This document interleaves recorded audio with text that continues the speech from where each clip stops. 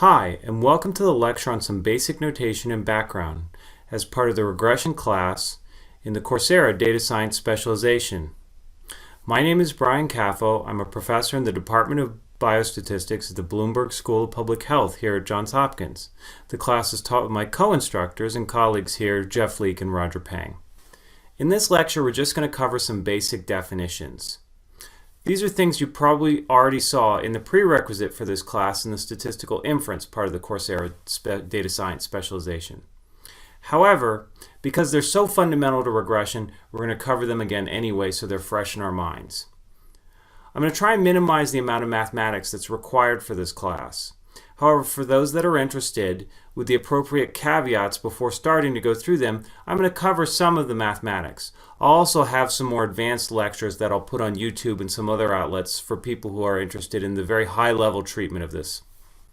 Throughout the lectures, we will neither require calculus nor linear algebra, and when it does get a little bit more mathematical, I'll let you know, and you can skip over those sections, and I'll try to be clear about what will be needed for the evaluations. Okay, so let's go over some of the important notation relevant for this class. So the biggest bit of notation that you're going to have to get used to is to index a variable with a set of subscripts to denote an ordered collection. So we might write x1, x2 up to xn to describe n data points. So as an example, consider the data set 1, 2, 5. Then x1 is 1, x2 is 2, x3 is 5, and n in this case is 3. There's nothing in particular about the letter x. We could have just have easily described y1 to yn. The last bit of notation that's important is we're typically going to use Greek letters for things we don't know, population things we don't know, such as mu for a population mean. And then we'll use non-Greek letters or regular letters to denote things that we can observe. So x bar is something we can observe. Mu is something we can't observe and would like to estimate. So let's make use of our new notation. Let's try to find the sample mean of a data set. Well, we all know what the sample mean is. We take our data, add them up, and divide by the number of observations. So we usually denote a sample mean by a letter with a bar over it. So x bar is the sample mean of my collection of x's. So that's just 1 over n times adding up all the x's. Notationally, we write this as this sum and symbol, where we index it from I equal 1 to n of the xi's. And this is just simply notation for saying add up all the xi's. Notice, if we subtract the mean from every data point, then we wind up with a new data set with n observations. However, this new data set has mean 0. So notationally, if I define xi tilde as each xi point subtracting off the mean, then this new data set, the xi tildes, have mean 0. This process is called centering the random variables. And you can check it empirically by simply generating a bunch of vectors, subtracting the mean from each element of the vector, and taking the mean of the new vector, and you'll see that it's always 0. Also recall from the previous lecture that the sample mean is the least square solution.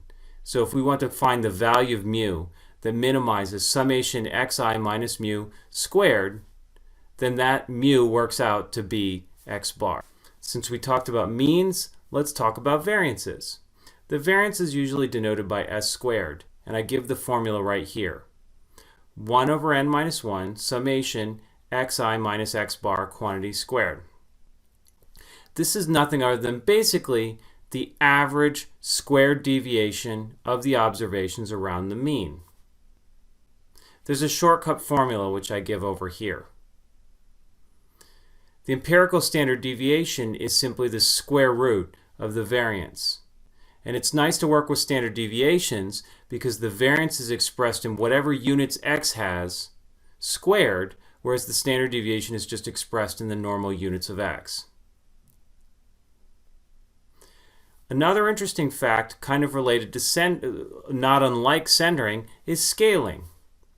So if we subtract the mean off from every observation, we get a resulting data set that has mean 0. If we divide every observation by the standard deviation, the resulting data set will have standard deviation 1. This is called scaling the data. If we take our original data now and subtract off x bar, then take the resulting centered data and scale it by s, we get a new data set, let's call them zi, and these have empirical mean 0 and empirical standard deviation 1. This process of centering and then scaling is called normalizing the data. So normalized data are centered at 0 and have units equal to standard deviations away from the mean. So as an example, if something has a value 2 from normalized data, that means that the data point was 2 standard deviations larger than the mean. As its name would suggest, normalization is an attempt to make otherwise non-comparable data sets comparable. Now let's talk about the most central quantity in regression, the empirical covariance, and really the correlation, which is maybe a little bit better to think about. So imagine I have two vectors, x and y, and they're lined up. So x1 might be the BMI for subject 1, and y1 might be the blood pressure for subject 1. And x2 would be the BMI for subject 2, and y2 would be the blood pressure for subject 2, and so on. So you could meaningfully do a scatter plot. Then we just define the covariance between x and y as 1 over n minus 1 summation of the x deviations around their mean times the y deviations around their mean.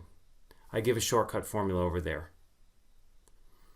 The correlation is simply the covariance then standardized into a unitless quantity. So the correlation is the covariance of x and y, which has units, basically units of x times units of y, and then we divide by standard deviation of x and standard deviation of y, and we get a unit-free quantity. And we'll end our whirlwind tour of notation with some basic facts about correlation. So the correlation has to be between minus 1 and plus 1. And it's only going to achieve these bounds, minus 1 or plus 1, when the x and y observations fall perfectly on a positively or negatively sloped line, respectively. In other words, a positive line for a correlation of 1 and a negative line for a correlation of minus 1. The correlation measures the strength of the linear relationship between x and y, and so we'll see it's central in linear regression. The stronger we're estimating a stronger relationship, the closer the correlation is toward the extremes, minus 1 or plus 1, and a correlation of 0 implies no linear relationship.